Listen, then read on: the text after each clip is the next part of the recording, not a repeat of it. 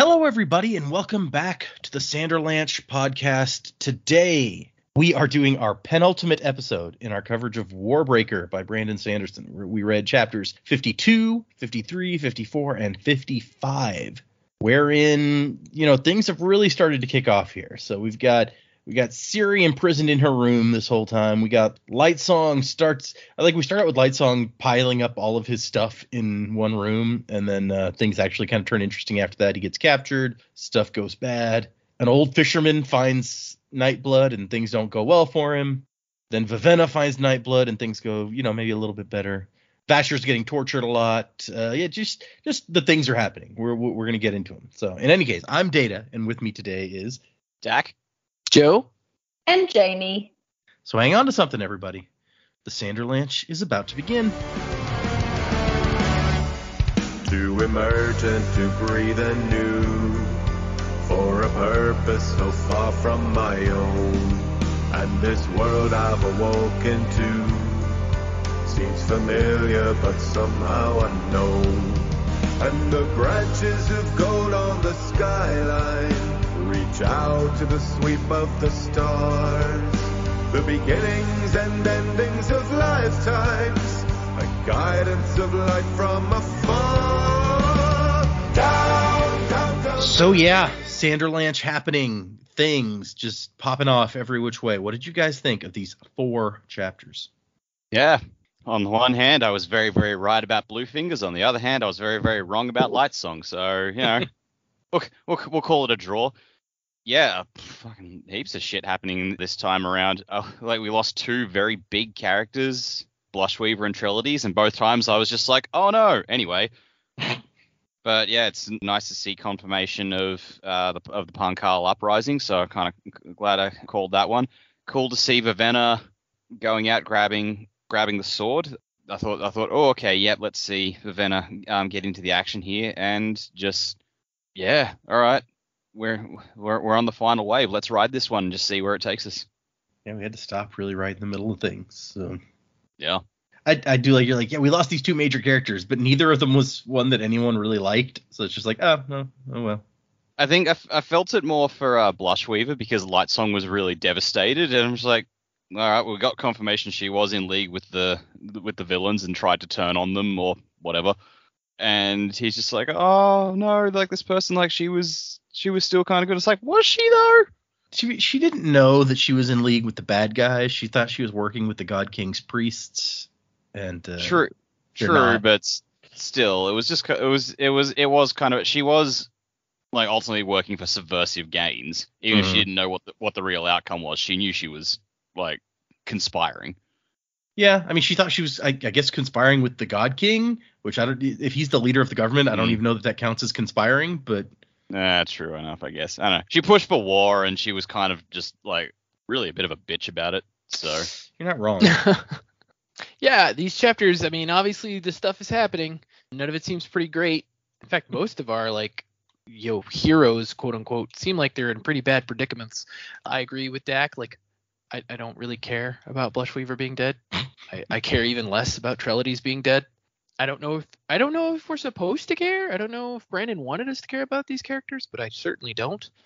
He's got bad taste in women, this Lightsong guy. If she could be hoodwinked. Of course, I guess he was hoodwinked as well, but it's funny to me that it's like, it's weird that they're like all like, wait a minute, these aren't priests, these are Pankal people. And it's like, it's weird that they don't notice it, and then all of a sudden they really notice it. Yeah, like everybody notices at the same time. And it's just, I don't know, it's written weird, like, oh, their skin looks different. Huh. Yeah, they're not regular people. It's I don't know, it seems strangely written. But yeah, I mean, it's certainly coming to a conclusion. I don't know. I'm having trouble caring about the plight of any of these people right now. Oh. So we'll see how it ends up, I guess. But yeah, that's all I got. Okay, that's fair. Like, you don't care about the plight of Vasher and Vivenna and Ciri? I mean, a little bit. Vasher more than anybody else at this point. Honestly, he's the best character in my opinion. So yeah, I care kind of about him, but I figure, it's a book with heroes, so he'll probably survive. Yeah, probably. Whatever. You know? Okay. Yeah, I mean, look, a lot happened. I think we were expecting a lot to happen. We're really at that point. I agree with the guys. Blushweaver's death. I mean, I was shocked by it. I was shocked with how abruptly it happened. I wasn't shocked that she was down in the dungeon, so to speak, or involved. I think we already kind of knew she was involved in some level. Obviously, she's not the big bad, but I was kind of shocked they killed her so quickly. But I was sad for Lightsong, especially what we learnt. I think it was only last week or the week before from the annotations that he is actually in love with her. Although I think he can do better, I still feel for him and that he's sad because I do actually like Lightsong. I really enjoyed the bit between Larimar and Lightsong, and just this whole time we're like, is he a cop? Is he one of the 5 scholars? I want to say scholars. I was like professors. No, not wrong. That is wrong. Sorry. One of the 5 scholars. We're like, yeah, big predicaments, and he's like, you're I was like, okay, good with numbers, maybe investigative skills. I don't know. But to finally get a little bit of his story, I think I'm glad that we got that and it wasn't just glossed over. I was thinking only yesterday, so I have been re-listening to the earlier episode, and I was like, hang on a minute, we just kind of forgot about all the tunnels. Like, what's going on with the tunnels? So I'm glad that came back into play as well. Not sad about Trellides. I wish that if he was actually good, that we'd known he was good earlier, but I guess that's the point, really. Vivenna, I really hope this is her time to shine now. I really liked that she was able to do Vash's awakening tricks with the clothing, and the cape worked quite well. So I'm excited to see what she does in our final episode of the book. Yeah, that I was impressed with her. Like, Vasher's like, no, these are too complicated for you, and she just does them. So that's some skill. And you have a good point about Trellides also, where it's like it's kind of like a Snape thing, where it's like you can not be a bad guy and still be a jerk, and that was him this whole book basically. Yeah, exactly. And I think we really didn't have that many interactions with him over time. It was just the ones that we did. We're like, oh, this guy. From the first time he showed up, it's like, oh, this guy, yeah. When he came to the door and was getting Siri out, I was like, oh my God, we've got this all wrong.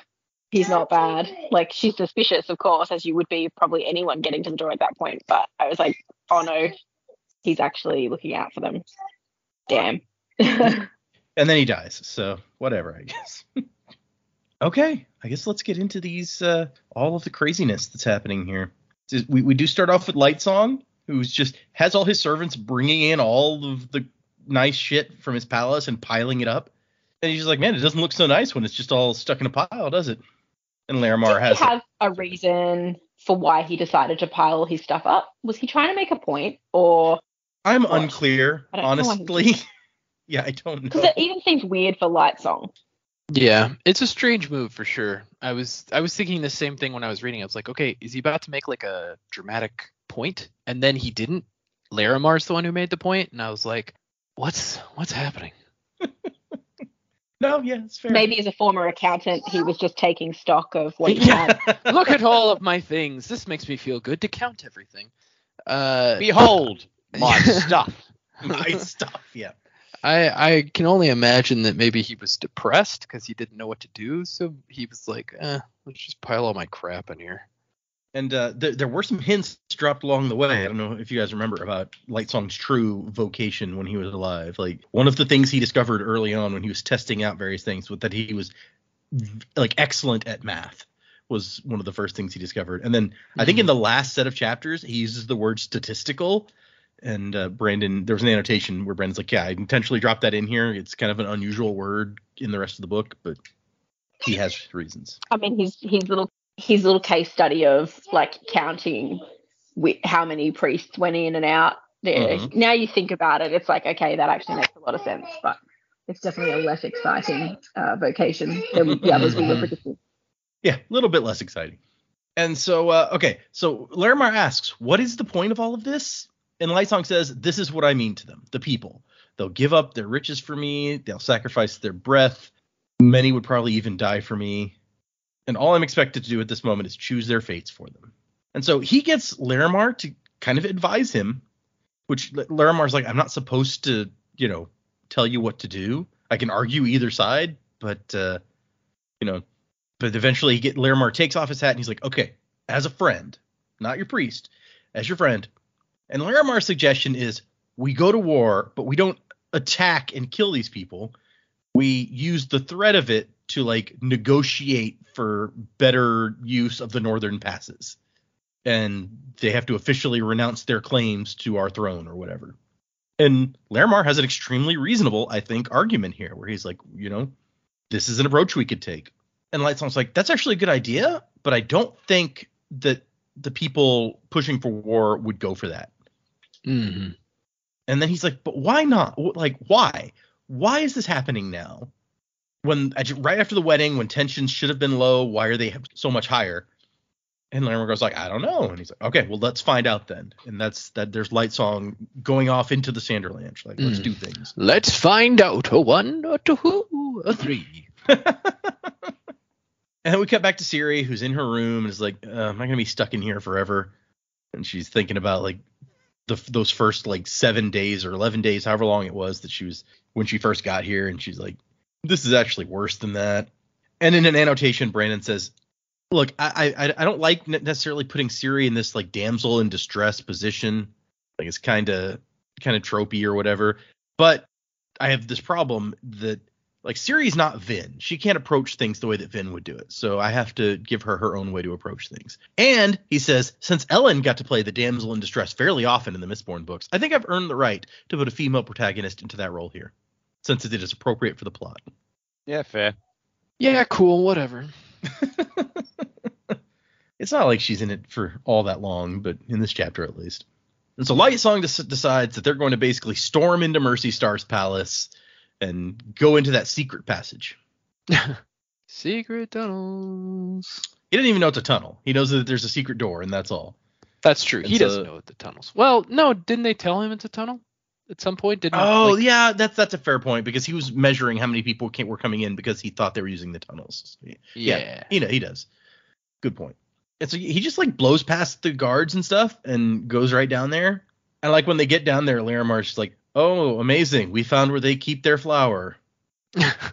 I do like this bit in the book, because you could see Larimar super uncomfortable the whole time, and it keeps growing and growing, and so that when they're finally captured, the outburst is super believable, because he's just like, why are we doing this? We shouldn't be doing this.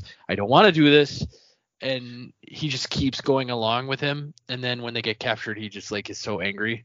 Yeah, he keeps being like, maybe we should go back. Maybe we should go get help.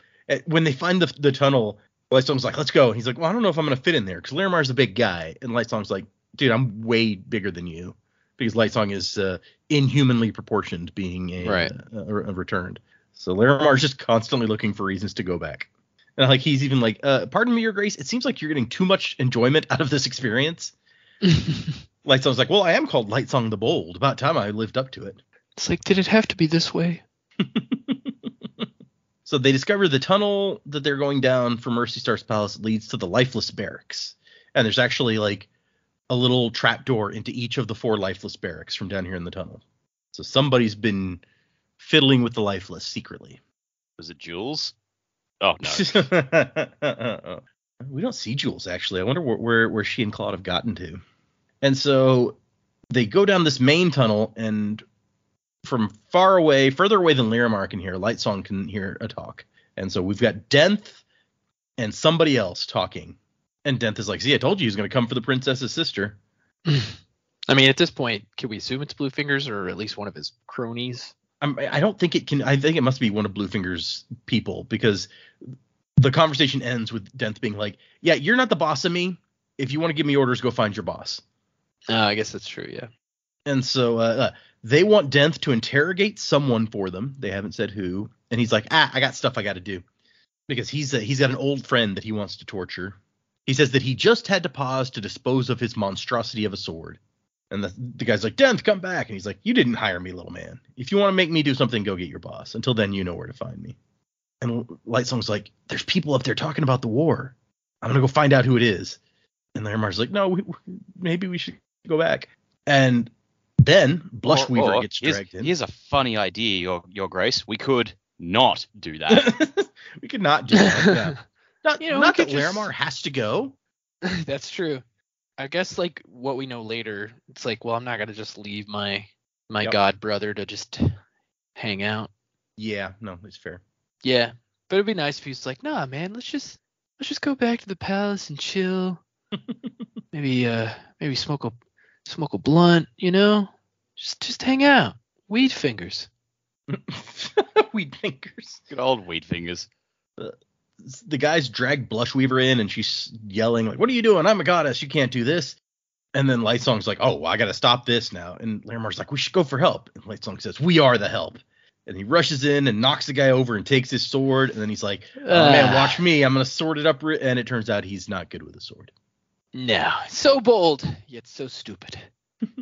He gets very easily like his sword taken away, and he gets stabbed in the shoulder, and he starts screaming. He's like, "This is the worst pain I've ever felt. Oh gosh, I've been stabbed." I did like this moment. I thought he got sliced in the leg. Let's see. The guard at his feet suddenly threw himself at Lightsong's legs, toppling him to the ground, and then one of the standing guards thrust his sword into Lightsong's thigh. And then on mine, it's after that, it says, "The shoulder bled blood, as red as that of any mortal." So, yeah, mine may have a typo in here on either thigh or shoulder. Now that you say that, though, I think mine said the same thing, but then later he talks about his leg hurting, so I don't know. I'm trying to see if maybe he got stabbed twice, and I'm just... No, I don't think so. Yeah, I think it's just typo. I found a couple other typos in my version of the book, too. Well, yeah. Anyway, I like the end of the chapter is funny, Lightsong thought. That was not at all how I imagined this going. Yeah, this was a good moment because it sort of built up that like Lightsong would actually be like, oh man, he might actually be super competent at this, and then he just fucks it up in like the worst possible moment. It's like, yeah, all right, you had me going there, you fooled me. Even if he was like a super awesome detective, that doesn't necessarily mean he's good with a sword. He shouldn't have assumed. Well, he thought he was thinking he was one of like the city guardsmen or whatever who all carry swords. So I guess he thought he knew how to use a sword. And although in an earlier chapter he did say like, I bet if like I got my hands on a sword, I would be one of the best swordsmen in the city. And it's like, okay, well that's going a little far with it, dude. I mean, pick up like a stick that's shaped like a sword and test it out. Like making these assumptions gets you in trouble apparently. So the next chapter cuts to Vivenna, who's just kind of waiting around for Vasher to come back, and he doesn't come back for like all night essentially. And then we cut to Ciri, who has been in her room for a bit, and now Trellides shows up and he's like, shh, quiet, come with me. And so Brandon's annotations say, at this point, you're supposed to be confused about whose motivations are what. I'm not sure what you'll be thinking of the priests at this point in the story. Suffice it to say, Denth's men were in control of Ciri's chamber. And I'll pause there. Originally, when Ciri's, they're like, oh, you're pregnant. We're going to go and put you somewhere safe. In an earlier chapter's annotations, it mentions like, yes, these are some of the priests of the God King. They're putting her somewhere safe because things are starting to happen. Mm-hmm. They're actually worried that when war gets declared, like there's going to be rioting in the city and they'll need to protect her, essentially. Yeah. Well, they did it in a weird way, but yeah. And so at some point, Denth's men kill those guys, and then they're the ones outside Ciri's room. That's why at first she's got these priests, but then when Vasher shows up, there's soldiers outside her room. And then now Denth's men were in control of the chamber, but he left them to start torturing Vasher. And Trellides has brought his forces in and killed the guards outside that Denth left. And he's now they're now in control of the room long enough to get Ciri out. He also says Tonkfa wasn't there, as you'll soon discover. He's guarding the door to the room where Vasher and Denth are. He's just outside, and he has orders not to let Denth get interrupted. When things get out of hand in the palace, however, he goes to inform Denth of what's going on, and we'll see him in just a bit. So that's where those guys are. And Ciri is at first like, oh no, you're here to kill me or whatever, because she still thinks that the God King's priests are trying to kill him and that they're, imprisoning her or whatever, which, that's partially a little bit true. They were kind of imprisoning her. But Trellides is like, idiot, no, come on, we're trying to help you. And she hears fighting down the hallway, and they pull her away. And then we cut to old Chaps, who is out on the bay at night fishing. I'll be honest. I was really confused here because my book, I'm on my phone, and the last section with Siri is at the bottom of the page, goes to the bottom of the page, and then the very next page starts with this guy, and I'm like, wait, who's talking now? What's happening? I was like, what? Why are we getting a perspective? Who's talking? This isn't Siri anymore. What's going on? I was very, very confused. This is one of those that I was like, I bet Jamie will appreciate this, because when we get into the Sanderlanche, we start getting these random little point of views, and she usually likes those. So. Yep. I I thought that straight away, and then my other thought was, okay, who's Chaps named after? That's a good point. It doesn't. There's no mention of that in here. Hold on, let me see if there's a. Look up old which Chaps. old friend of Brandon's? Let's see if it mentions. No, it doesn't say anything about old Chaps being named after anyone. Which you may not be surprised by that when you hear one of the annotations coming up here in a minute, but we'll get there. Okay. So old Chaps is out fishing at night because you're supposed to pay to fish, but at night they can't see you, so they can't make him pay. And he also has a side gig, not tonight, but sometimes he comes out here and dumps bodies for people. Yeah, seems like a winning guy, this Chaps. There's probably hundreds of them down there floating in the current with their feet weighted to the floor, a party of skeletons having a dance. Dance, dance, dance. Is it weird? I kind of want like a short story about this guy. Yeah, just like Chaps, the body dumping dude. Yeah, it's like you could do like a buddy comedy. Where like he's dumping a body, but it turns out to be not quite dead, and because he knows that, he has to go on the run with the not quite dead guy from the Halandran mob. Okay, no, I like boy. this. Yeah. Old Chaps is a little bit off, as you might be able to tell. And Brandon says in an annotation, No, not Chaps. Nightblood is better at communicating with people who are mentally unhinged. He can influence them more easily. Really, Denth, you should have known to toss Nightblood somewhere far deeper than the shallow bay. Yeah, take that character I wrote.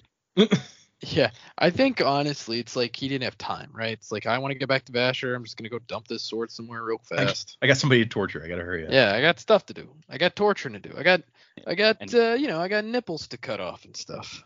Probably also frustrated because he knows that like, I can't trust anyone to dump this sword themselves. I have to do this myself. Can't trust anybody. It's true. Can't trust Tonkfa, that's for sure. And I don't. And that it may sound familiar to you. We've seen somebody else who can communicate into people's minds and was better at communicating with them when they were mentally unhinged. So there's something kind of similar. Yeah, exactly. Or even Kelsier, when he was incorporeal, had sort of the same. Yeah, true. But yeah, mainly Ruin. Yeah, well, Ruin needed the spikes to do it. Nightblood just is the spike. Well, no, yeah, that's true. Ruin could communicate with mentally unhinged people without them being spiked. Like, I think the one thing, yeah, at least to some degree. Like, one thing said that he convinced Zane to spike himself because Zane was crazy, and so yeah. Oh, I don't remember that at all. And I don't think that Vin's mom was spiked that we know of, but she was super nuts, and so Ruin like got her to kill the one sister and create the spike to put into Vin. And I think that we get the distinct impression that he's talking to what's his name, Kelsier's mentor, Geralt. Gemmel. Yeah, I was like, no, Geralt is from The Witcher. Yeah, The Witcher. Yeah, Gemmel. Yeah. It's true. But yeah, Light Song. Nightblood is talking to this guy from the ocean for sure. And he's just like, no, a little bit more to the right. And I love that Chaps is just like, yeah, the sea talks to me sometimes, tells me where to catch fish. So this is not at all unusual. When he says that, I'm just like, what? And at first I'm like, okay, well, this is a weird trail we're going down. And then when you realize that it's Nightblood, you're like, wait, but what was he talking about before? He says the sea talks to him all the time, but this is obviously the first time the Nightblood's been in the bay. So what's happening? Maybe the shard on this planet just likes fucking with people. I guess that would be hilarious, actually. I guess a fisherman would be crazy to want to be a folk singer. It's like the shard is just fucking with old Chaps sometimes, so he pulls in his catch and it's like, oh no, a puffer fish.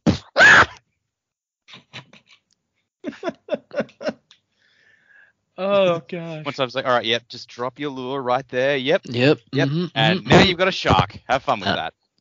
Oh damn it! How did a shark get in the bay? The shard put it there. Yeah, right? The shard can do whatever, right? Nightblood gets pulled up and he's like, oh, nice. I hate the water. So wet, Nicky, down there. It's true. I don't suppose you'd want to destroy some evil, would you? That's such a fun, like, introductory statement. I don't suppose you'd want to destroy some evil, would you? Hey, kids, you want to buy some evil destruction? Yeah. Hey, kids, You guys want to buy some fireworks? You want to destroy some evil? We Get in the all back of my kill- windowless van. Oh no. We all destroy evil down here, Georgie. And then we cut to Vasher, who is tied up to the ceiling in a completely color drained room. None of his clothes except like his underpants, basically. And Denth is going to do some torturing. I mean, I know they don't have color, and I mean, there's no reason, I guess, for him to be naked, but why wouldn't you just take all the clothing? I mean, what are you trying to? Whose dignity are you trying to save? It's funny because Brandon in the annotations mentions it's like I think he says his publisher thought that Vasher should be naked here. Hold on, that's not one of the ones I saved. Let me go back and. Well, because that's what I was thinking. I was like, he was naked except for his underwear, and I'm like, wait, but why? Yeah, why does Denth respect his junk? I guess maybe Dent doesn't want to see his junk. I don't know. So yeah, Moshi, his editor, wanted Vasher to be naked here, but I felt that keeping him in the white shorts was good enough. We've had a lot of nudity in this book, both male and female, and I didn't want to push it any further and distract from the discussion. What male nudity have we had? I don't recall now that you What's say the that. guy in the prologue naked? A lot of the we had the wrestlers. No, we didn't have the wrestlers. He was gonna have the naked wrestlers, and then he didn't. But like all What? The guys Yeah, in do the you remember games when when Siri Siri was goes to watching watch the the games, games? yeah, they're Yeah. wearing like Oh, that's right. Yeah. loin It was an cloths or annotation whatever. where he said he Yeah. was going to make him naked, and then he didn't, to spare Siri her, Righto. See, a lot of the gods walk around not wearing much, but I don't recall a bunch of nudity now that you say that. Yeah, maybe that guy at the beginning in the prologue was, but I don't remember. But that would Mm. make even less sense because he was also being tortured. Yeah. Yeah, but by not different Denth. people. Yeah. Yeah. Not by somebody May- who personally knew him. Maybe he had like the blue undies with the rubber duckies printed on it. They're just like, no, that's too much color. Got to take those off. Well, because essentially Dent's like his brother-in-law or whatever, because we find out like his sister was in love with him or whatever. Yeah. So and he's got Vasher hanging from the ceiling. Maybe he's just like, I don't need that at eye level. He's like, you might be wondering why I left you in your underpants. I think we both know the answer to that. Just flapping there. Dent says, I still owe you for Arsteel's death too. I want to know how you killed him. And Vasher says, in a duel. He's like, you didn't beat him in a duel, Vasher. I know it. Maybe I snuck up and stabbed him from behind. It's what he deserved. It's harsh. Also, like, is Vasher lying to him? Because at first it's like, I killed him in a duel, and he's like, no, you didn't. He's like, I don't care. It doesn't matter to me what I did. Maybe I stabbed in the back. So like, I'm wondering, like, is Vasher telling the truth about the duel? And then he gets annoyed with Denth because Denth doesn't believe him. So he's like, whatever. Maybe. We will find out by the end of the book exactly what happened. We'll give you good that. times. Good Good. times. That makes me happy. Yeah. But the annotation here says Vasher is wrong about Arsteel, by the way. Arsteel didn't need to be killed. Vasher misinterpreted the man's motives for joining with Denth. It's unfortunate the two came to blows, but Arsteel never intended to kill Vasher in the duel. Just subdue him and talk some sense into him. And then Oh, the so note, it was a duel. Oh, yeah, it's Yeah. a duel. Sense, as Arsteel saw it, he wasn't actually right in what he was doing. He didn't understand Vasher's reasoning either. All I'm saying is that Arsteel's motives were in fact pure. So the real lesson here is just to communicate with your fucking friends. Just tell them, Yeah, hey man, talk this it is out. what's going on. Use your words. Don't jump to duels. It's Yeah, never a good your plan. Your dignity's not impugned, man. Just talk. Just use your words, bro. You want to be Alexander Hamilton and Aaron Burr and stuff. Like, there's no reason. Yeah. There's no reason. Yeah. That's okay. Aaron Burr got what he deserved after that. His life sucked. Arsteel was a good man. And Vasher's like, we were all good men once. And Denth's like, oh, is that what your little quest here is supposed to undo all the stuff you've done? And Vasher's like, better than being a mercenary and just working for whoever. I am what you made me, Denth said quietly. Creepy. And like Vasher points out that like you tricked Vivenna, also you killed her friend, and he's like, that things got out of hand. That's what he keeps saying. Like, things just got out of hand. And Vasher's like, they always seem to get out of hand with you. And the note here is that Denth has done a relatively good job at keeping Tonk Fa from murdering as often as he used to. Killing is sometimes necessary in Denth's opinion, but there's no need to go around killing people who don't need it. He's managed to rein Tonk Fa in, it's a slight measure of the good that's left in Denth. So he's managed to get Tongfa to stick mostly to animals and not people. Oh, well, bully for Denth. You've curtailed a serial killer into only killing animals. What a nice guy. Here's your fucking medal. Yeah. You want a cookie? So and Denth's like, I get out of hand. Me, really? When was the last time I started a war? Slaughtered tens of thousands. You're the one who betrayed his closest friend and killed the woman who loved him. Delicious knowledge nuggets. So yeah, I don't remember if we learned in here for sure, but yes, they were. It's like Vasher and Shashara were married. Oh, okay. I kind of figured like the woman who loved you or whatever he says. I was like, man, they're probably together.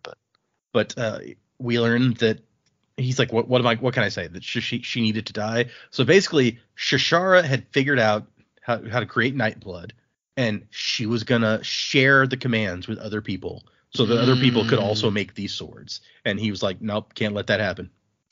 I wonder why. Also, we find out here that she's the one who figured out the single phrase lifeless command. So it's like, again, like, wonder why.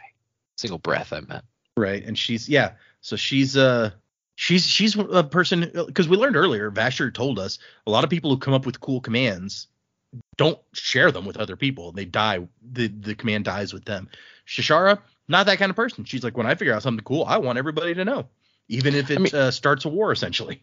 I mean, I guess, but at the same time, it's like that's an error in like judgment, not because you don't like the knowledge should be free to everybody and you should always have knowledge or whatever. That part, like, I kind of get, but that's a knowledge that in the wrong hands can do a lot of harm. And so just by freely doling it out, like I guess to me, it's like if you figure that knowledge out, you have a responsibility to see that it's used wisely. At least by your own judgment, right? And so, like, I guess her judgment is that the wisest thing to do is to let everybody have it, but I just don't see eye to eye in that instance, I guess. Yeah, it's like there's a reason the end of the 1954 Godzilla ends with like the guy has the weapon that could kill Godzilla and says, no, this is too dangerous to be used, and so when he dies, and like no one else can use it again. Yeah, like that was the point. It's like you just. Yeah, like knowledge deserves to be shared freely, but very destructive knowledge. Let's maybe take a rain check on that. Yeah, again, it's all about perspective, I guess. It's like from her perspective, it's like, why would somebody use this for something bad? Or maybe which we don't know her perspective. Her perspective may have been like, I don't care. Everybody needs to know everything. Yeah, so, I guess the thing is, well, it's like as we know from Nightblood, it's like, yeah, the sword is destroying evil, but how does the sword know what evil is? He just kind of like destroyed. Yeah. And so she's like, oh yeah, this is what everyone needs. And I'm just like, hey, okay, yeah, science lady, I get where you're coming from, but maybe do some more sciencing, run a few more tests just to make sure it's something everyone deserves, rather than just go, well, that was a success for swords for all. Yeah, I wonder, like, honestly, how long after Nightblood was created did she try to like say like, oh, I'm gonna share all this knowledge? Like, was it immediately? Because obviously Vasher knew something was up with it. So, like, I don't know. I believe we've seen a picture of her using Nightblood at the final battle of the Many War. Okay, so it was her, not Vasher. Was that her in the painting, was it? Yes, I think that is the idea, is that's her in the painting. That battle is the only time Nightblood was used during the war, and apparently it was just, like, so destructive that it convinced Vasher that we can't have more of this. The impression that I kind of get, because earlier maybe in the last section of chapters, we're told that Shashara was upset because she'd been shown up by Yestiel in the development of Ichor alcohol. So the impression I've always had is that she's like, oh man, he got all famous from inventing Ichor alcohol. I want to like show that I'm better than him. And so that's why she wants to make these things public for like the notoriety of it. That's weird. So that may not be accurate. Weird, that's just my plausible. impression. Yeah.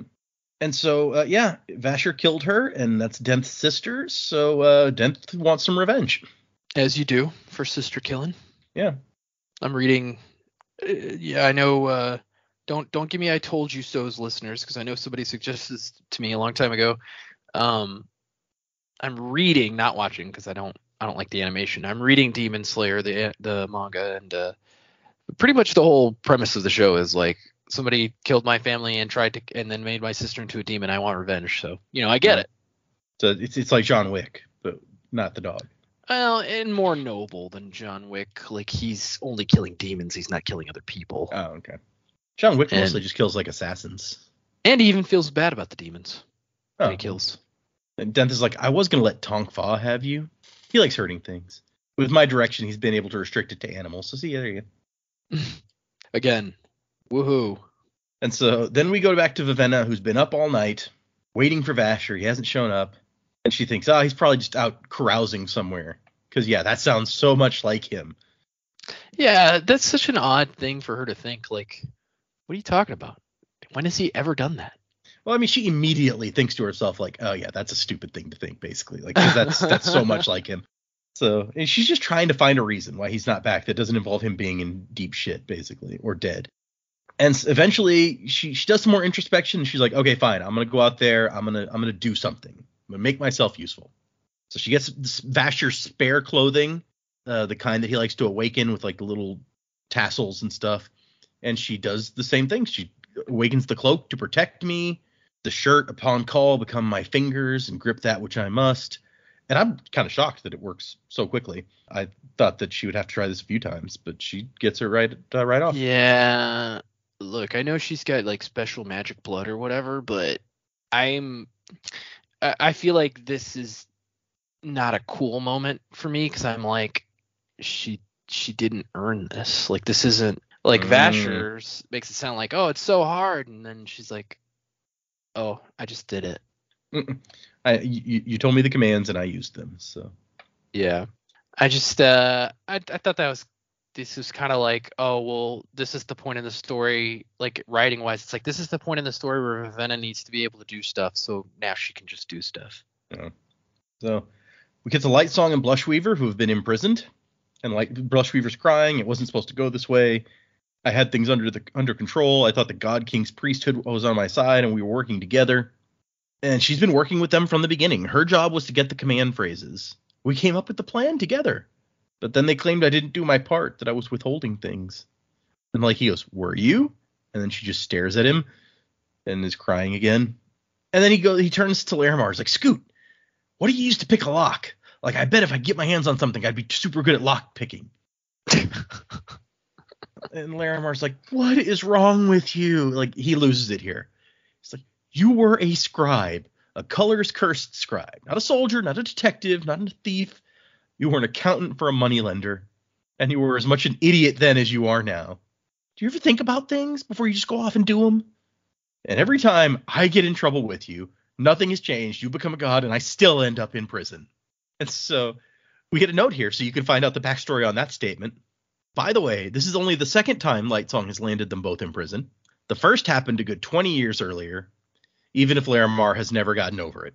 It involved a whole lot of drinking. Larimar, already then an acolyte priest of the iridescent tomes, had never gotten good drunk, as his brother called it at the time.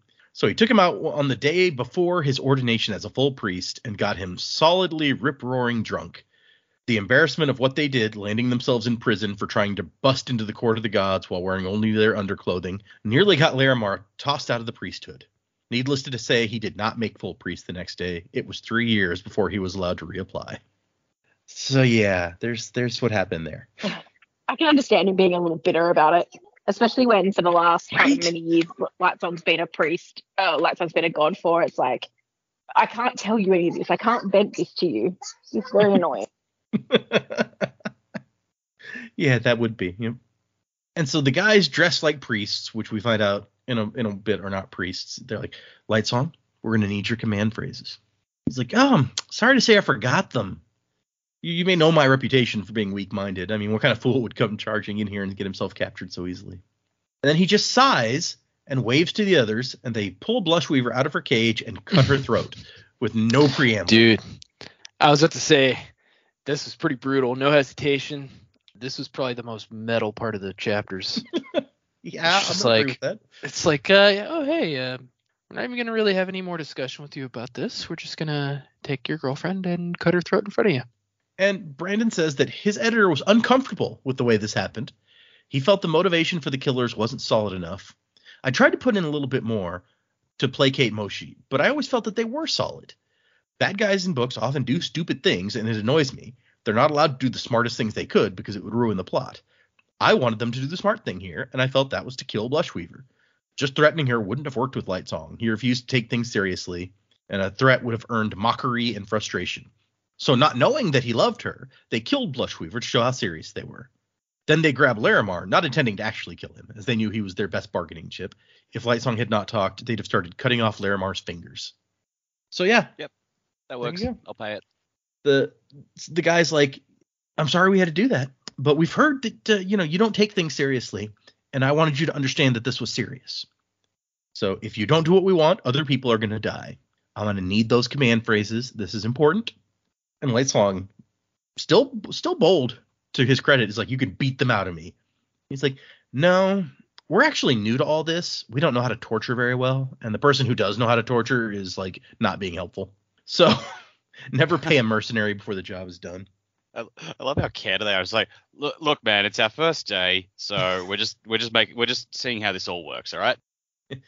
Like, we don't know that much about this, so we're just trying to do the best we can. So yeah, they pull out Larimar. Like, we're serious, Lightsong. Very, very serious. You know that we will kill this guy if you don't do what we say.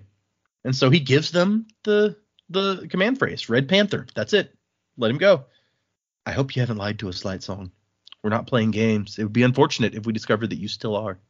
And yeah, the chapter ends with him staring at Blushweaver's dead body, hoping that maybe she's faking it somehow. And we cut to Vivenna, who goes up to a beggar. He's like, hey, what's the word, Tuft? And this guy doesn't want to talk to her. She kind of butters him up a little bit and then gives him a value or a colorful piece of cloth that she knows he can sell. I also like how he doesn't understand her turn of phrase. He's like, what do you mean? What's the word? He says, why do I care? She's like, come on. You kicked me out of this spot on 3 different occasions. I figure you owe me something. He's like, I don't know nobody nothing. But he tells her something's going on down at the 3rd dock slums. Check around there. Maybe you'll find what you're looking for. And we cut back to Vasher as the sun is dawning. He's been tortured half the night. But it says he's been tortured enough that he knows how to give the torturer what they want. He knows how to scream right for them while he's still trying to save his strength. He's got a bunch of cuts, and the cuts have been drenched in lemon juice. That's mean. Ow. Mm. Also, that would piss you off, or piss here's Vasher. That's just got to piss Dent off. Yeah. Be like, yeah, he's just playing with you guys. Vasher smiles at him, and he's like, not as much fun as you thought, is it, Dent? So yeah, I mean, that would piss me off if I'm torturing this guy. Torturing me won't bring her back. And Dent says, no, it won't. And he picks up another knife.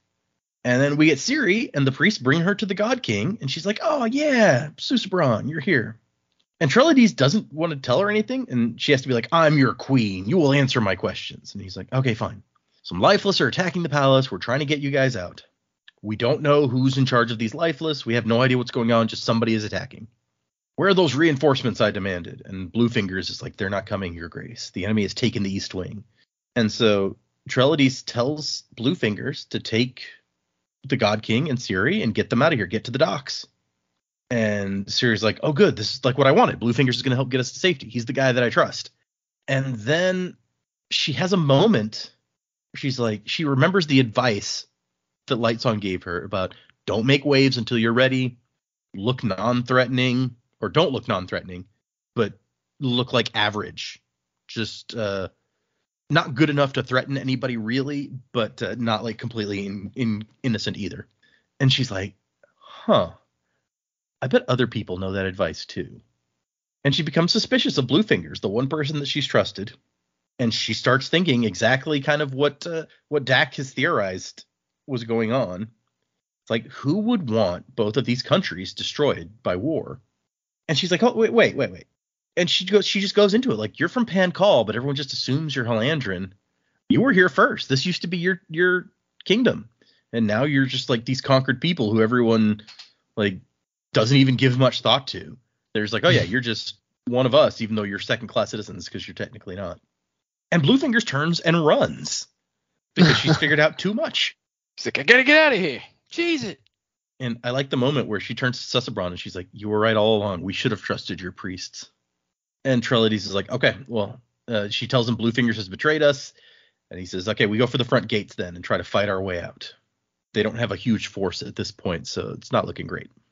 Vivenna gets to where she was directed, and there's a big crowd of people showing exactly where she should go. And they try to stop her from going into this warehouse, but she hears Nightblood's voice in her head, and he's like, "Vivenna, come get me." And she goes in, and there's a lot of dead guys, including an old man with a leathery face who has Nightblood shoved through his own chest. And so I love this annotation. Is one of my favorites. It was sad to kill off old chaps so fast, but at least he went out with style. Besides, as you may guess, he wasn't a very good person. He quite literally sold out his own mother once. He wanted her apartment, so he pinned a theft on her when he was a teenager. That's the room that he's still living in. He didn't realize in his youth that she didn't even own the place, and all he ended up inheriting was a rent payment. Not exactly the brightest guy around, but at least he waited until after she died in prison to tie rocks to her feet and toss her into the bay. Oh, What the fuck? Right? This guy's a class act, it sounds like, huh? So yeah, don't feel too bad about not getting the old chap's short story.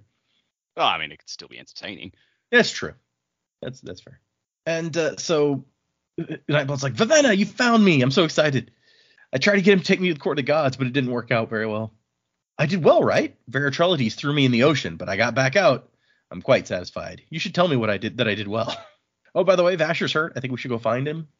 He's at the God King's palace. He was trying to save your sister, but Veritrelides stopped us." And she's like, "Wait, who? Oh, yeah, you call him Denth. He's Shishara's brother. I wonder if she's here, too. I'm not sure why he threw me in the water. I thought he liked me." And so another annotation. I have a lot of these today. I'm sorry. Nightblood was interesting to write in this book as he makes a very nice contrast to Vasher. Vasher doesn't want to say anything about his past. He's so tight-lipped about it, he rarely even spends any time thinking about it. Nightblood, however, dwells quite heavily on the past. Though in some ways his mind is very capable, he has the quirk of being an awakened object. The first hours of his life, during which time he met Shishara, Denth, and Vasher, imprinted on him heavily. It's like a part of his mind is hard-forged at that moment with read-only memory that cannot be changed. Much of him can learn and grow, despite what Vasher says, but he cannot overwrite those initial concepts, states, and understandings that were burned into him during his birth. Shishara was alive then, so he'll always think of her as alive, even if 1,000 years pass. Denth will always be pleased with him. Vasher will always be friends with the other two. Those things were some of Nightblood's first impressions. So yeah, that's what's going on here. Where he's like, "Man, I thought that guy liked me." And so Vivenna goes to pick Nightblood up, but with a cloth, so she didn't have to touch him. And he's like, "Oh, you don't have to do that. The old man cleaned me off after he got me out of the water." I like the idea. It's like, don't worry about the blood and stuff. The water's gone. That was the Yeah, I mean, I soaked up all the red blood. It's fine. And so Lightsong and Larimar back in their cages, and Lightsong's just depressed. Like, what good is being a god when you can't do anything? Gods don't die like that. A little cut. And Larimar's like, "Look, I'm sorry. I shouldn't have yelled at you." And he's just like, "None of us are gods. Those dreams are lies if they led me to this. Shouldn't people listen to the one they worship, particularly if he's telling you not to worship him? I'm just an idiot, a scribe, a coward." And Larimar says, "No, you're not a coward. You were a scribe, and you were one of the best men I'd ever known. You were my brother." So it turns out that Larimar was a priest working for Kindwinds the Honest, but the Kindwinds the Honest lied a lot to play political games, and it kind of tested Larimar's faith, and he's about to quit the priesthood when he and his brother go out sailing on a ship, and there's a storm, and Lightsong dies rescuing his daughter. Says she was your favorite niece. Still would be, I assume, if you hadn't, And so he finds his brother dead and is crying over his body, and then the colors started to glow, and you lifted your head up and got larger. And I knew at that moment, if a man like you was chosen to return, a man who died to save another, then the iridescent tones were real, the visions were real, and the gods were real. And we find out that his original name was Stenimar. I kind of like Lightsong better, to be honest. Not the worst name we've heard. Yeah. You are a god to me, at least. It doesn't matter how easily you can be killed, how much breath you have, or how you look. It has to do with who you are and what you mean. And that's the end of that chapter. That's such a nice moment. Yeah. It's a very sweet moment learning Lightsong's history. It's not as, integral to the other parts of the story. It's not like, a big secret identity reveal, but I like it. Yeah. And he did. We know how he died, and he was bold, and he was rescuing someone that he loved. Mm-hmm. Yeah. It's nice. I think Larimar's right. He deserves to be here. It's a very Batman Begins moment. So it's not who I am underneath, but what I do that defines me. It's true. We cut back to Trellides and Ciri and the crew. They're fighting at the front gates. The insurgents are fighting each other. We might be able to get out. Where did they get so many lifeless? Which, remember, Lightsong gave them his code, so they now have command of all 40,000 lifeless. I don't think that you guys are going to beat that. And Ciri is kind of annoyed that, they want to protect Susebron, but they treat him like a child. They don't, she says they give him respect, but they obviously gave no thought to ask his opinion. So it makes sense, given what we know about how they raised this guy. And so Trellides says, there's something I need you to know in case we die and you survive. You cannot bear the God King a child. Like all returned, he's unable to sire a child. And she's like, yeah, you have a returned infant. Yeah, we figured that part out. And you're planning on killing him, aren't you? And taking his breath and leaving him to die. And Charlie's like, what? No. How could you even think that? No, the God King just needs to give away those breaths that he holds, and then he can go and live the rest of his life in peace. We take a new infant returning as a sign that the previous God King has done his duty and that he should be allowed to live the rest of his life without these burdens. Then why? I mean, I know there's an explanation here. The explanation is that they're trying to protect their religion or lineage claim or whatever. But it's then why all the subterfuge? Just make that a part of your religion.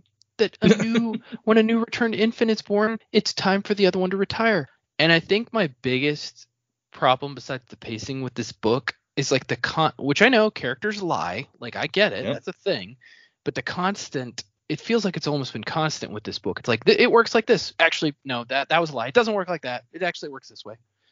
And I'm just ugh, come on. How are we supposed to figure any of this out then? It's actually even worse. The annotation. Oh, good. Yeah, the annotation here says Trellides is lying about two things here. Oh my God. First off, he does know how a God King can have a child, but he knows that the secret is also held by a secure group of priests on the islands, and he doesn't think letting Ciri know about that one is a good idea for now. Oh my God. Oh, it probably is the return has to be with somebody from the official lineage or whatever. And so it's her, and so whatever, it doesn't matter. I don't care anymore. He does want to pass on how to get Susebron's breaths away from him should it become necessary. He knows that those need to be passed on, even if the God King does have a child. That's the greater secret, but the one that needs to be known to Ciri. Those breaths cannot be allowed to die with Susebron.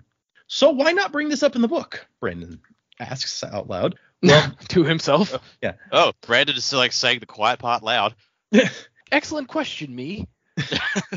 He says, well, I learned in Elantris that it's easy to over-twist an ending by having too many reveals. This is a very small point, and there is a good rationalization for why Trellides doesn't let on what he knows, so I felt it was better to let the story stand as is without delving into that. Of course, there is a hint in the text about it, or at least a question. If they depended only on a returned child taking Susebron's place, why were they worried about Ciri having sex with Susebron? They didn't need her to sleep with them unless they were expecting the sex to do something. Mm-hmm.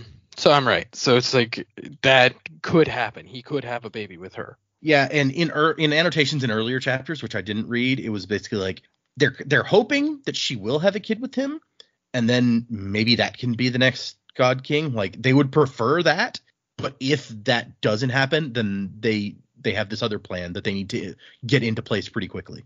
I guess it's true, because in this situation now, knowing what we know about breath, it's the child doesn't have to be returned. It could just be a regular person with a bunch of breath, and it would still function the same way as the returned, except it wouldn't have the deific breath. That would be the only difference. I mean, I don't know if they would want someone not returned as the king, though, because it's the God King wouldn't be one of the gods if it wasn't returned. If she can only. Well, I mean, you could tell by looking at him, I guess, that he's not the same size. Yeah, as the you other can't change or your whatever. shape Yeah, or whatever. fair. Yeah. He says, I'm sorry to leave this issue a mystery, and I'm even more sorry to not explain how Susebron can give away his breaths and just have Trellides die here. It's not important to this book, so I felt that having Trellides give the explanation would just bog things down. I'd rather wait until the sequel where I detail the magic system in a more complete form to give you those. If I ever get around to writing it. He didn't say it that time, but yeah. I swear to God, I'm getting very sick of that. Yeah, maybe it'll be the sequel if I write it. Stop saying that. But yes, so we get the explanation of mostly stuff that we already knew here. The God King has these two kinds of breaths. He has his innate divine breath, which makes him returned, but then he has these 50,000 plus breaths on top of that. And she's like, oh, but you keep him from realizing that he could like use those breaths like another awakener. And like, we don't keep them specifically. It just doesn't come up. Why would the return care about awakening? They have everything they need. Oh my gosh. Why cut out his tongue so he can't awaken things? If he's got everything he needs, it shouldn't be an issue. And she's like, yeah, I'm surprised you didn't cut out all the gods' tongues to hide your precious secret. And Trellides is pissed off now. He's like, you're still judging us. Whatever. We do what we have to do. If Khalad's army ever returns from where it was exiled, we ... And then the battle is coming closer. Trellides is like, no, get out of here. And he gets killed before he can tell them how to get that breath out of the God King. And here comes Bluefingers now that the Lifeless have slaughtered the soldiers and priests who were defending them. Now, Vessel, I believe we were going somewhere. And then we cut to Vivenna at the gate, and there's a guard at the gate like, oh, yeah, I can't let you in here. Vivenna's like, don't you see how many breaths I hold? I'm so important. You can't just turn me away. But there's stuff going on. And I'm not even sure, like, if these guards are actual guards or if they're, like, you know, Bluefingers people who have taken over the main gate. I don't know. And Nightblood's like, I mean, just go to the side. Vasher doesn't ask if he can go in. He just goes in. And so she awakens a tapestry to lift her up and take her over the wall. And she gets spotted, and everyone's like, get her. And Nightblood's like, you're not better at this than Vasher. You people can't sneak at all. Yestiel would be so disappointed in you. And there was an annotation here being like, yes, Yestiel is much better at sneaking than these people. And Nightblood can feel where Vasher is. Like, he tells her, like, he's in that part of the palace, 3rd floor, where he and I were before. And she thinks remarkably useful for an evil weapon of destruction. He's like, I'm not evil. I destroy evil. I think maybe we should destroy those guys up there. They look evil. You should pull me out. And so there's a bunch of soldiers, and she's just like, Oster, forgive me, and tosses Nightblood at them. And Nightblood's like, okay, well, this works too. And then she leaves. She runs off to the side and just leaves them to do whatever they're going to do with the sword. And she hears the men screaming, and Nightblood, so much evil, Nightblood said, like a woman tisking as she cleaned cobwebs from her ceiling. He's like, just so much evil to clean up. All right. Tasty, tasty evil. And somebody shoots an arrow at her, but her cloak, which she awakened to protect her, grabs the arrow. So that's nice. That is a very useful cloak command. That's pretty cool. Yeah. And then we come back to Lightsong, who's all depressed and imprisoned still. Not even bleeding anymore, so it really wasn't that bad a wound, given that he was jabbed with a sword. But this is where he notices. He's like, a normal person probably wouldn't have noticed, but I have these heightenings. These guys, their skin tone is a little different from like the normal Halandran skin tone. They're not from here, which was what Joe was pointing out. It's like, that's a little bit of a convenience. Is it just the first time they're noticing this now? It's like, apparently, surely Pankal people are everywhere, right? But yes, he figures out that these must be Pankal people, and he's like, oh, we've all been idiots. Okay. And meanwhile, Bluefingers is taking Ciri and Susebron somewhere, and she's trying to convince him, like, no, you can't do this. And he says, this is the only way we'll be able to break free. You can't. The Idrians are innocent. Also, your people are not innocent.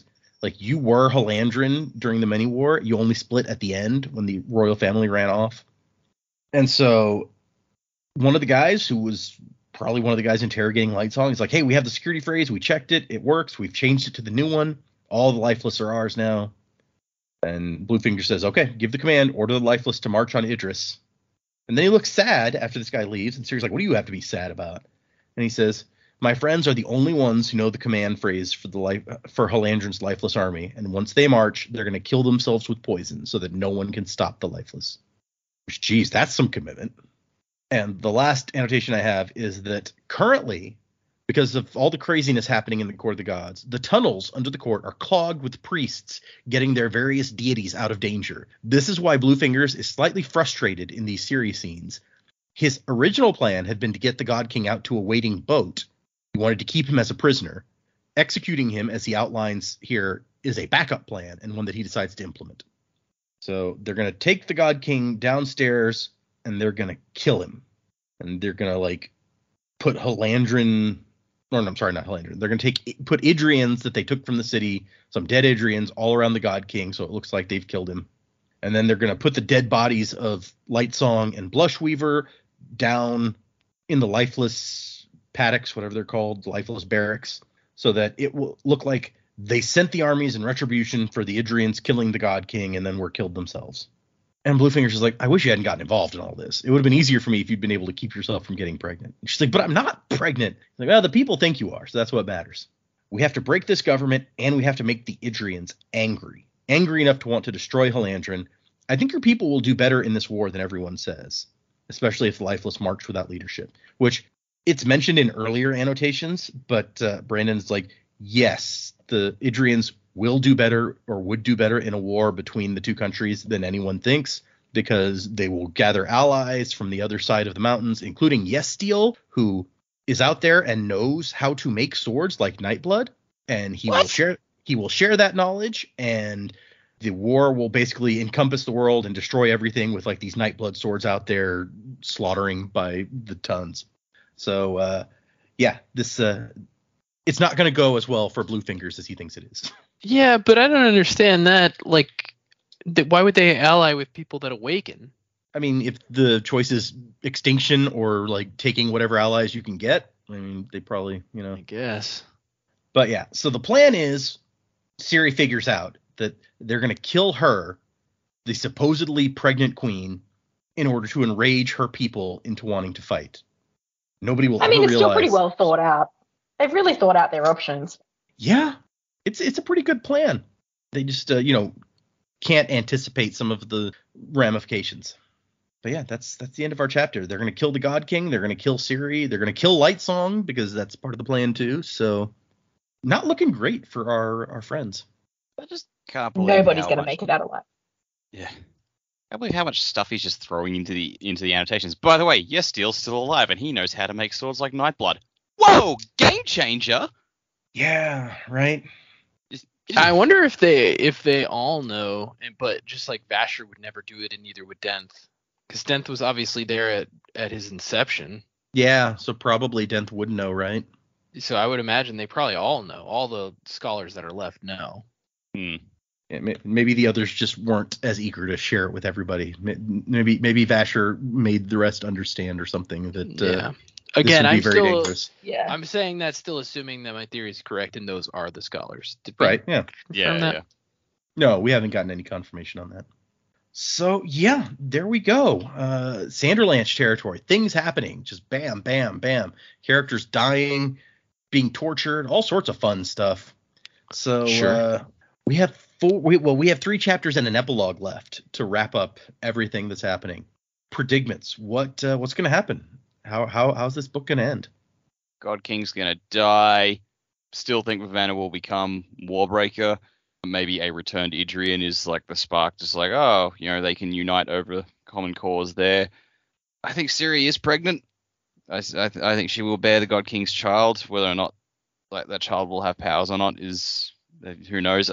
I feel like maybe the epilogue will be like some months later. And we see the child born in that time, but that's the stab in the dark on that one. Yeah, so that's where I think those two are.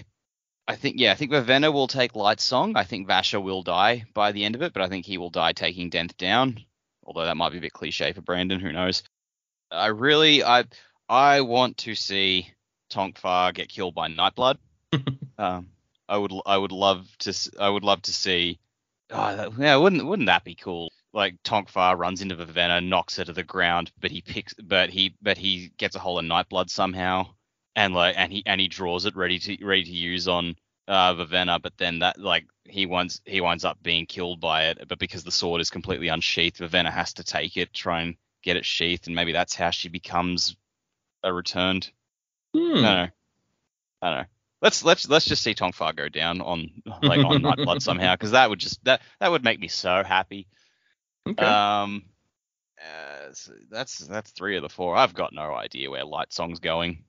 Maybe he'll be like a new leader among the gods now that he's found his purpose, and he starts mandating, no, they need to know who they were so they can learn why they are worthy of being gods, so that they can, earn that worthiness, I guess. Yeah, it's like the Thor thing. You got to learn humility before you can become king of Asgard. Yeah, no, I like that comparison. Yeah.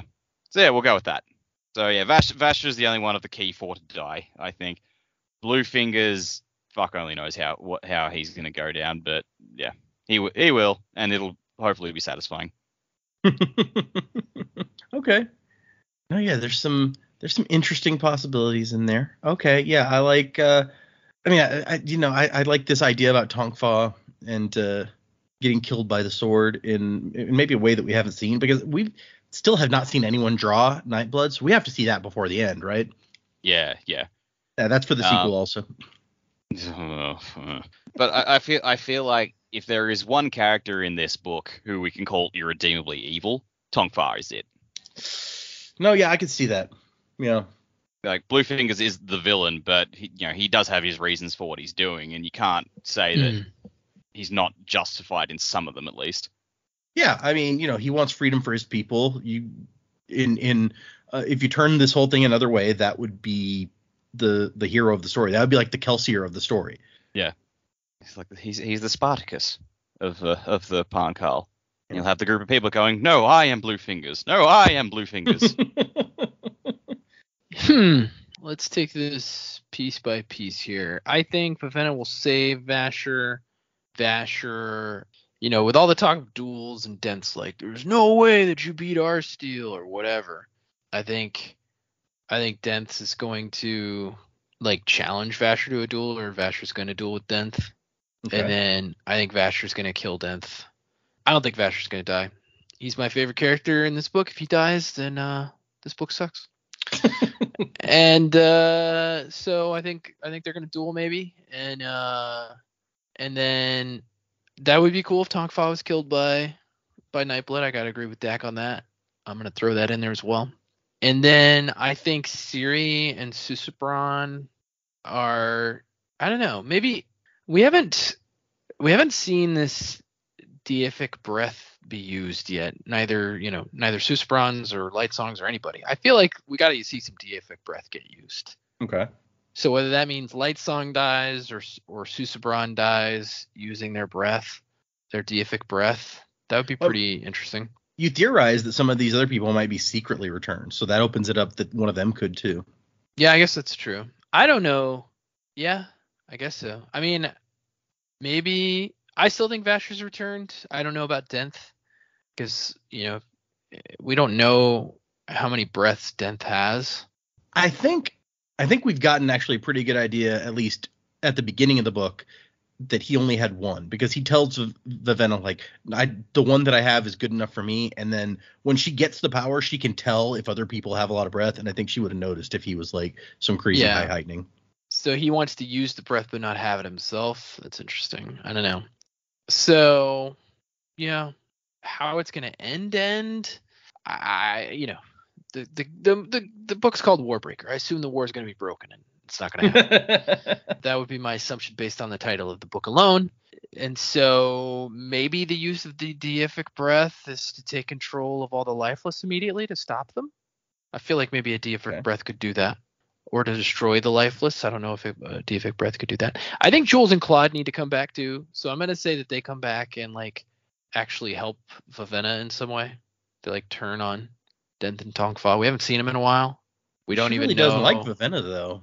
Yeah, but we saw Claude do that weird, almost what's the word I'm looking for? Almost live. I don't know. Yeah, but what's the word? There's that episode of Star Trek where they have a trial to decide if Data is sentient. Oh, sentient. Yeah. Yeah. So Claude is showing some sign of sentience, and so I think maybe he'll kind of act on his own again. Okay. Yeah, that could be interesting. Let's go with what Dak said. I think Ciri is going to be actually end up being pregnant, and so if Susubron survives, they could be the new royal family or whatever. If he doesn't survive, then her child could take over the kingdom. Be extra funny if it was a girl, because it seems like they kind of skip over girls in the airship of this world. So it'd be funny if it's like, well, no, she's got all the breaths. She's the child of she's the only heir to the throne or whatever. Yeah, that's about what I got, I guess. I think Vasher's gonna walk away from this. I think Dent's gonna die. I think Ciri and Susebron are gonna end up having a kid, whether Susebron's alive for it or not. I think we're gonna see a use of deific breath. I think we're gonna see Claude again. Those are the things that I think will happen. Okay, fair. I like your stance on it. It's like Vasher's not gonna die because he's my favorite, and if he dies, then this sucks. Yeah, I mean, it's the whole reason that Daryl survived Walking Dead, the TV show. It's because everybody loved him, and they're like, "Don't kill Daryl. We're not gonna watch the show." And now they have a spin-off show with Daryl in it. So yeah, there you go. Okay. So you kind of get to this point, and you're like, I still don't know how it's gonna go. So let's see where we're at. We're down Blushweaver, so there is an opening in the Court of the Gods. Anyway, however, I don't know. So when you're returned, you have your own deific breath. Yeah, I think so. I think that's it. Yeah. What they give us the impression here that's what makes you returned is this super breath. Yeah, but then if you give away your deific breath, you die. You die, or if you've got another breath, you just need to keep having a breath. You need the deific breath. That is a good question that I don't know that we know the answer to. We do know that if they give up their breath to heal someone, they die, but if they have more breath, they might be okay. Yeah, we don't know. That's a good point. Okay. All right. I think Vivenna will die. But I think she will come back as a returned. Okay. I think she will use Nightblood to the best of her ability, because she seems to have a nice little bond with Nightblood, as much as one can. I like to think that Vasher and Nightblood will be able to go on their merry way together, because they're kind of a weird fit for each other, but they seem to have a good thing going, pretty much. So I don't know that Vivenna would keep Nightblood, but I think her using Nightblood would somehow end the war before it goes too far. I don't know how that will work yet, but that's what I think with those guys. Lightsong, I think this is a chance for him to be actually the god that he needs to be. He keeps talking about how he's not a god and there are so many better other ones before him and they're not like that. I think maybe he will go on and actually behave like a god, which would be nice. And I also hope Tongfa dies a painful death. Preferably with Nightblood as the weapon, but we'll see. I'll take what we get. I hope he's treated as just as well as Parlin. Yeah, that's, even though Tongfa probably didn't have a lot to do with that. It was probably Denth in the torture space, but well, we know that Tongfa is the one who killed him, because it's like Denth left and then things got out of control and Tongfa tortured him. That's right. Okay, in that case, I go with my original statement. Ciri and Susebron, I think she is pregnant because of Lightsong's dream. Like that night that they something changed then, unless that was the start of the war. I don't know, but I think she is pregnant. I can't decide with Susebron. I don't know whether I think he should die or not. I hope that I'd like to hope that he and Ciri can have happiness together. I'd love to say, they can then go and rule the kingdom properly, how it should be, and, Hallandren and Idris unite and, against their common enemy, but just kind of do a better job of things. I would like that. I don't know that it'll go that way, but I would like that. That would be kind of a nice picture, like the two of them ruling together. Maybe Ciri is gets to be his voice to say the things that he wants to say since he can't say them himself. Be a good team. Yeah. Maybe they have a child and the child's really sick or something, and then Susebron gives up his breath so that the child can go on, and that's the true heir of everything, and they have the royal locks and super god powers. It could be. Since we haven't seen someone, giving up their breath to heal or anything like that, I guess we don't know if you have to talk to do that, because it may be impossible for Susebron to do that. Yeah, but there's got to be a way that he can pass on the breath. Right? Yeah. So the deific breath, but our good friend Trellides, who's holding out on us this whole time, he was trying to allude to the fact that there is a way he can pass it on because it can't die with him. If the only way to pass it on was to speak, then surely they wouldn't have cut out his tongue. Yeah, good point. Maybe we'll find out. Maybe not. I mean, like, I hope so. I don't want to have to wait a really long time for Warbreaker Part 2. I actually really like the story, and I'd like to know. That's no fun to have to wait for the sequel since, hold on, when did this book come out now? Warbreaker released. You say it was like 2009, 2010? Yep. So it's been almost 15 years. Yeah. Long time to wait for a sequel. Oh well. This is one of the books that people are like, hey, Brandon, we want you to write the sequel to this. Although I feel like it is not a book that ends so open-endedly that everyone's like, oh, you got to write a sequel. There are definitely other books that he's done that are calling out for a sequel way more desperately than this one is. So I'll despite everything, he's like, I'll explain this in the sequel maybe. So I don't know. Maybe that makes you feel slightly better about it. Maybe not. Yeah, maybe we get some answers. Okay. I guess let's do our word of Brandon of the week and see what you guys think of this one. This one is a longer one, but I find it kind of interesting. So the person asking the question says, hey, what would happen if Hoyd held Nightblood? And Brandon says, Hoyd would not do that. No, Hoyd would stay very far away. And the guy says, he wouldn't even hold it? And Brandon says, he would stay really far away. There are very few things in the Cosmere that Hoyd is afraid of, and Nightblood is one of them. And the guy says, well, I thought he'd be afraid of, like the Blade End. And Brandon says, okay, so let's say if a very, very, very few things in the Cosmere had a chance of destroying you, you wouldn't even pick one of them up. You'd try to be in a different room entirely. And then in the note here, it's like people start whispering to each other about Nightblood being able to destroy Hoyd. And then Brandon goes, I didn't say that. I said, theoretically, I said, had a chance of. I did not confirm.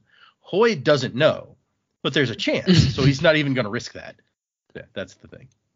Yeah. I mean, my first thought when you said, no, he would stay very far away from it. He wouldn't even hold. And the guy's like, he wouldn't even hold. It's like, no. He would stay very far away from it. Like, my thought is, what does Nightblood do? He seems to suck out investiture and absorb it into himself. Almost like other stories, which I don't know that this is the case because it's not said, but I almost wonder if, like, by absorbing it, he's making himself more powerful. He may not be. The sword may have the same power it always does, but that's just the thought that I had. And so if you have somebody like Hoyd, who we've seen kind of collecting different investitures, I would imagine that he would not want anything sucked out of him that is a part of him, just like no one would. But since we already know that Nightblood saps breath, which is investiture, it's not too crazy to think that maybe he could sap other kinds of investiture, although maybe the correlation between him sapping breath is the fact that he's made out of breath, or he's been invested with breath, that specific type of investiture. But that's my thought on it. Was like, well, yeah, if he could sap life and breath out of people, then he might be able to sap any kind of stuff out of somebody, like that's investiture related. Yeah, that's my thought too. Yeah. Okay. Any additional thoughts, Jamie? No, I think that's pretty interesting. I would think to agree with the investiture. Like, we don't fully understand what Hoyd has got going on. Nope. So yeah, but obviously something that is so powerful, and yeah, I could completely get he wanting to stay away from that. I'd love to know whether Brandon knows what would destroy Hoyd. Yeah, I mean, I assume that he probably does, that he has something in mind, but who knows? And I guess this is the first that we're hearing about that Hoyd is not is tougher than a normal human to kill. I think we all just kind of assumed that he was anyway. Where does Warbreaker take place in the timeline of the Cosmere? Okay, timeline. Good question. Let me bring up this the fan made timeline thing. I'll kind of let's see. Fjordal, Shootin, Scadrial, all this. Here we go. So the timeline that they have here goes: Rashek ascends to power using the Well of Ascension. Then the discovery of awakening is like 800 years after that.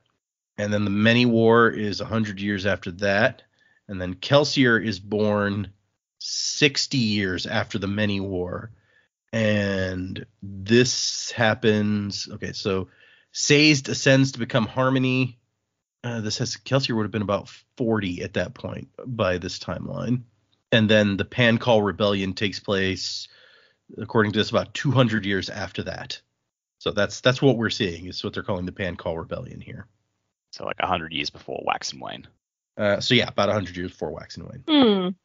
Okay. I was just wondering whether like Nightblood maybe would have a particular effect on like a shard or something. You know, if we I think we had a theory once before that Hoyd was like actually the space dragon. It was, you know, at Analthium before everything was split out.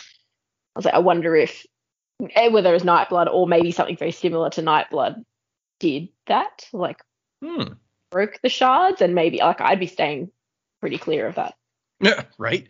Yeah, it seems like probably if you're killing God, you have to have some sort of special something or other. All right, so for next time, we're going to finish this book. That's 3 chapters, 56, 57, 58, and the epilogue. So we're wrapping up this one. We're going to move into Way of Kings after that. Very exciting for all of you out there who have been waiting for a long time for Stormlight. Speaking of, we have one email this week, which is focused on that, or in that direction, rather. So Adam sends this email's titled Advice for Reading Stormlight. And he says, Hi, Sanderlanche crew. I've hopefully timed this email to be right before you start Way of Kings. I'm sure that everyone's excited for y'all to start Stormlight Archive, but I have some advice for first-time readers. While Stormlight is a great series, it has some of the densest world building of any Brandon book, and definitely rewards rereads to catch minor details and foreshadowing. Since Zeta has said that he wants the newbies to get as much as they can out of their first read, I suggest that you might want to take detailed notes on the tidbits of world building that you spot, so that you can do your best to keep as much of it in mind as you go. I know that's a tall ask considering the length of books, but it would hopefully help you spot clues and connections better without having to reread. I absolutely love Stormlight and discover new things each time I read it, so I hope this helps you all. Looking forward to the journey, from Adam. So I think I've mentioned that before. That's like, this is the kind of book that you might want to do that, but I know that not everybody has time for that sort of thing. So I'm going to do my best as we're reading to call out things that it's like, hey, I don't know if you remember, but this is related to this thing that we read, a few chapters ago, which I kind of already do for you guys. So hopefully, yeah, I think I brought it before. Probably wouldn't hurt if somebody wanted to take notes, because it is, they're not wrong. It's some dense world building, and there's so many little threads, but you'll see. We're going to get there soon. Alrighty. So thank you, Adam, for your email. If anyone else would like to send us an email, the address is thesanderlanche@gmail.com. Find us on Instagram and Twitter and Patreon, where I finished reading the last secret project, You, Me, and the Nightmare Painter, and I uploaded my unboxing of the Warbreaker box, which had the cool Nightblood letter opener, and also had the Vivenna pin, which is sparkly. True. It is. So that was a fun box.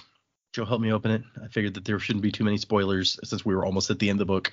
Yeah, there really wasn't. Not that you saw anyway. Maybe there's something super spoily in there and you shouldn't recognize it. I don't think so.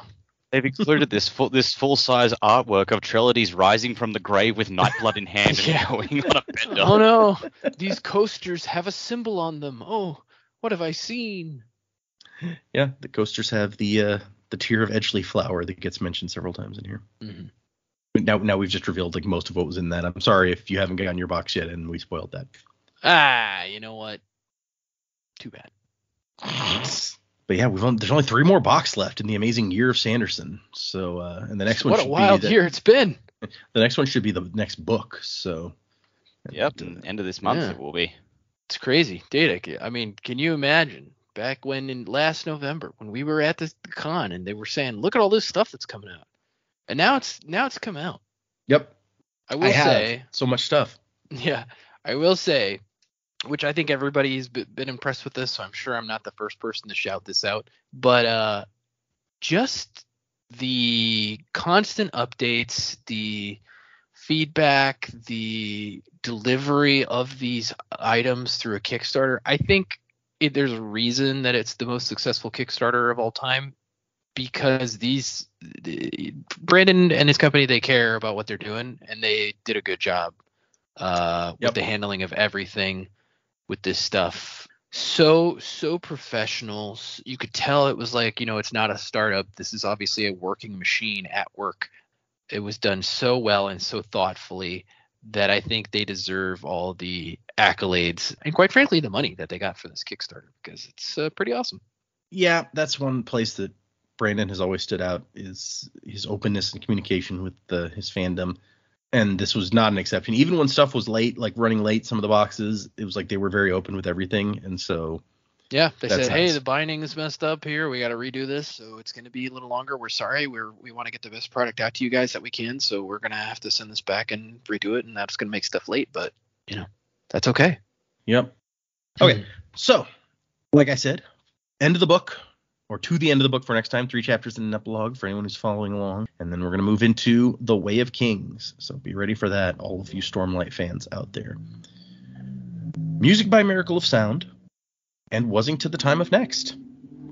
Colo, PS Fashion.